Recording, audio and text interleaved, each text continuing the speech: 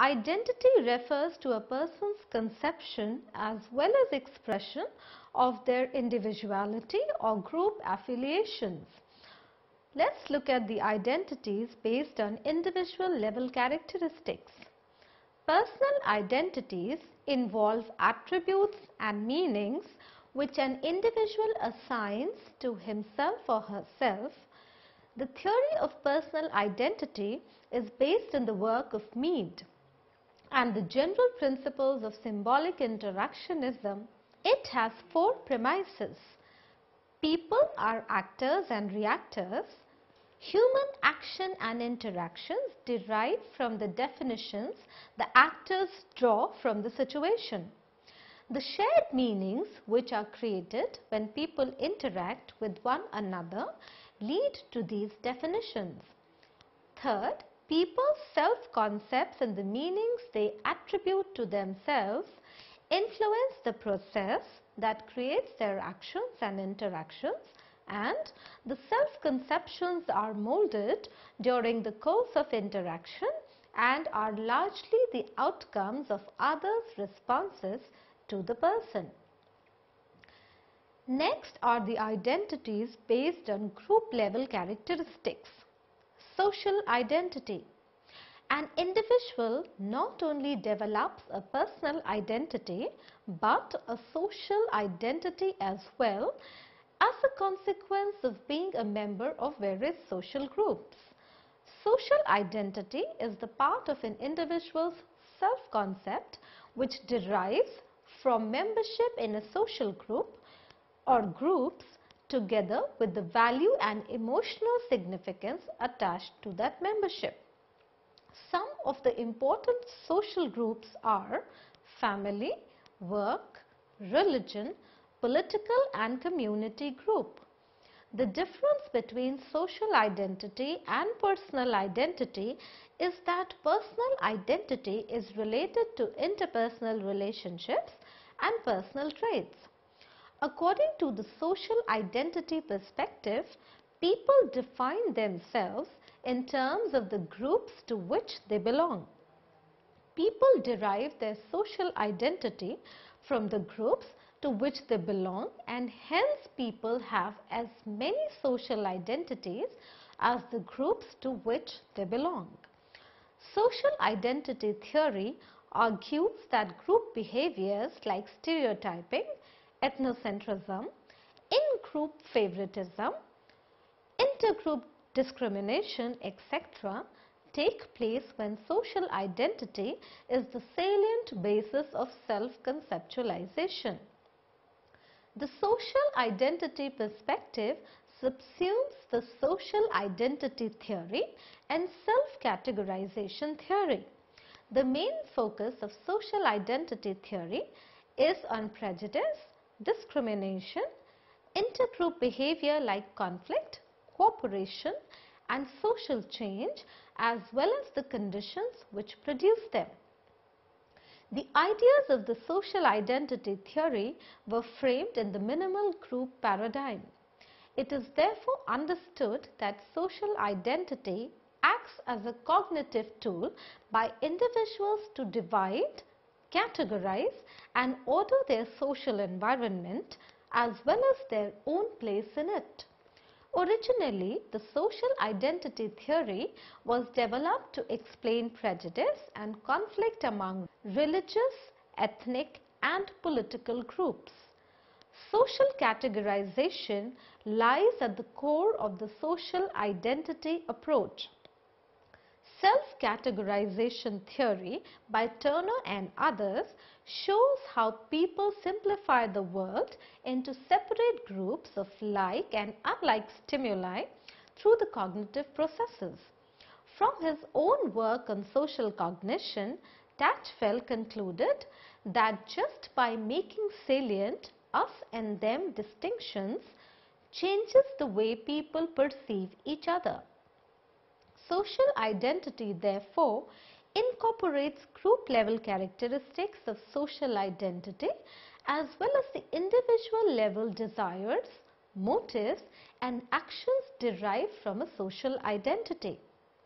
The highly robust finding from experiments on minimal groups is that as compared to people who are not explicitly categorized, people who are categorized discriminate in favor of their group. They show evaluative in-group bias and feel a sense of belongingness to their group and liking for their in-group members. The main focus of the self-categorization theory is on the basic social cognitive processes that cause people to identify with groups and construe themselves and others in group terms. Activation of a social identity is sufficient to result in depersonalization.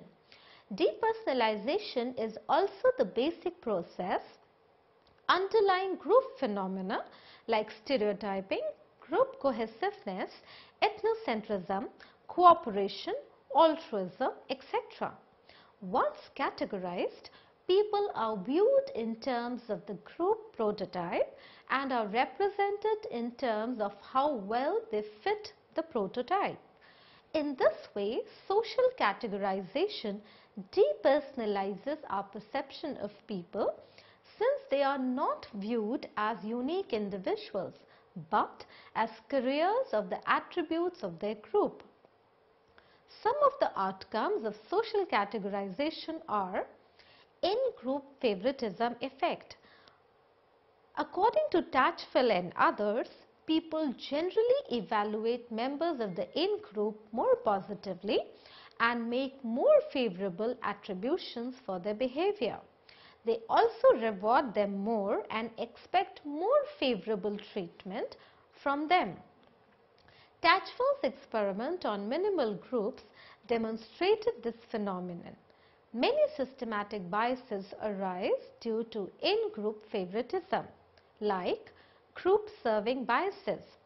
People make internal attributions for in-group successes and external attributions for its failures, while the opposite is done for the out-group. Assumed similarity effect.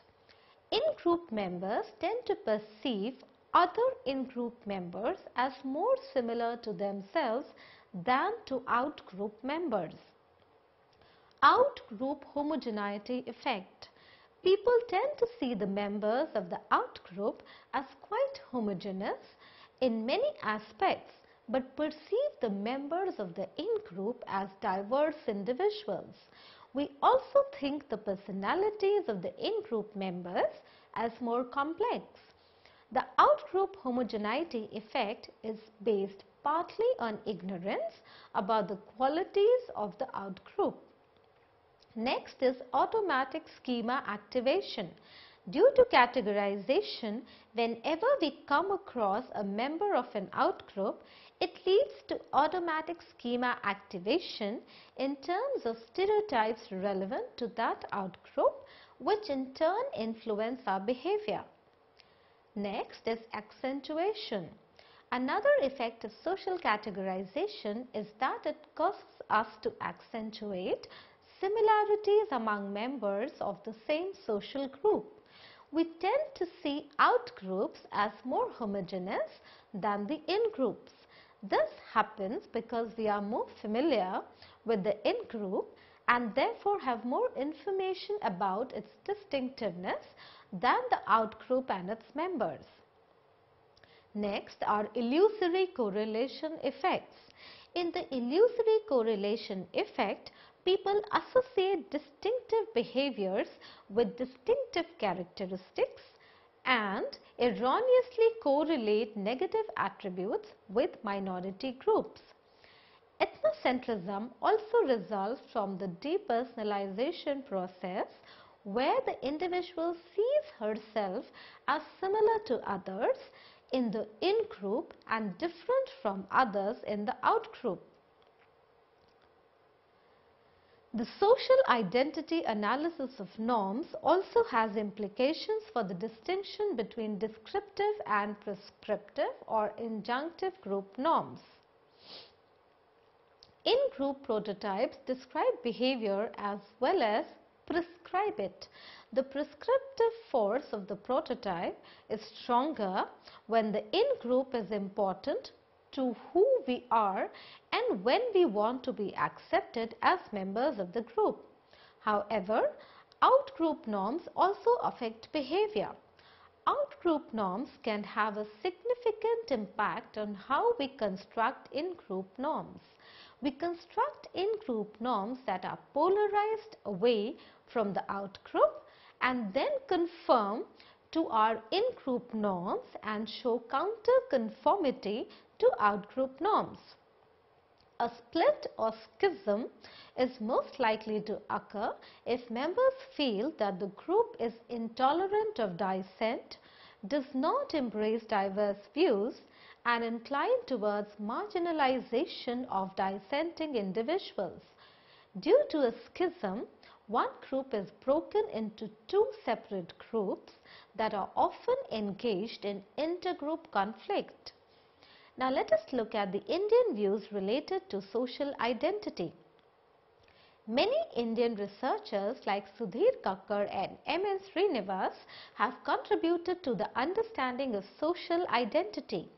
According to Kakkar, group identity is an extended part of individuals' self-experience, although the intensity of this experience varies across individuals and with time. Kakkar explored cultural stereotypes, religious antagonisms, and episodic violence to understand the development of Hindu and Muslim psyches. He stated that in early childhood, the social identity of every Indian is grounded in traditional religious identifications and communalism. These lead to deep-set anxieties and enmities towards the other. Srinivas drew attention to the importance of caste in the electoral processes in India. His ideas about justice, equality, and eradication of poverty are based on his experiences on the ground. With the use of terms such as Sanskritization, dominant caste, vertical and horizontal solidarities, Srinivas sought to capture the essence of caste as a social institution. Why does merely categorizing people into an in-group or an out-group produce in-group favoritism effect? Tatchell and Turner argued that the basic motivation underlying competitive intergroup behavior is the desire to have a positive and secure self-concept. Due to this, people are motivated to think of their groups as good and just. Next motive is self-esteem maintenance and enhancement. When a social identity is activated, people act to enhance the evaluation of the in-group relative to the out-group and thereby enhance their own evaluation as a group member. Other motives are collective self-esteem motive, self-knowledge motive, self-consistency motive, self-efficacy motive, and a self-regulation motive. According to the evolutionary perspective, the inbuilt tendency for people to try to reproduce their genes led to hunter-gatherer tribes to favor relatives and engage in intertribal hostilities. In-group favoritism and out-group antagonism could help protect limited resources and increase survival of one's own family. Next motive is making sense of our subjective environment.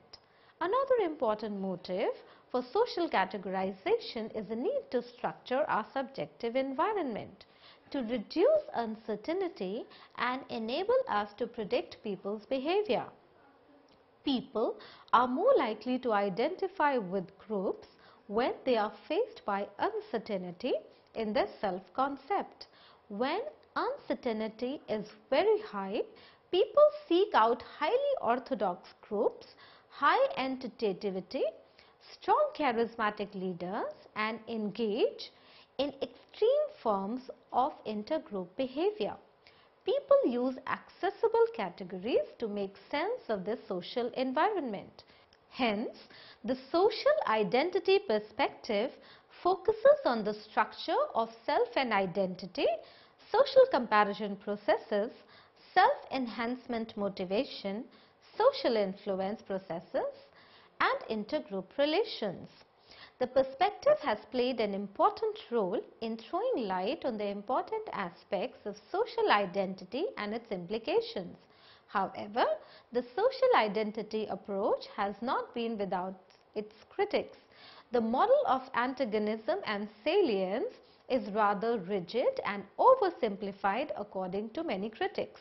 The emphasis on uncertainty reduction and depersonalization obscures the extent to which in-group members tolerate diversity and dissent within the group. According to some critics, the theory has become so broad and powerful that it ceases to be falsifiable. Also, with its focus on individual processes and social cognition, the theory suffers from being too reductionist and individualistic. The social identity approach is more comfortable explaining in-group favoritism than out-group derogation and intergroup hostility. Even after these criticisms, many meta-theoretical and ideological wars waged by social identity theorists have been largely won. In terms of importance assigned to group level motives and the importance of the social context to examine group behavior. The social identity perspective has played an important role in the resurgence of interest in group processes both within is only with time. The social identity approach is a meta-theory that is ambitious in scope but rests on simple, elegant, testable and usable principles.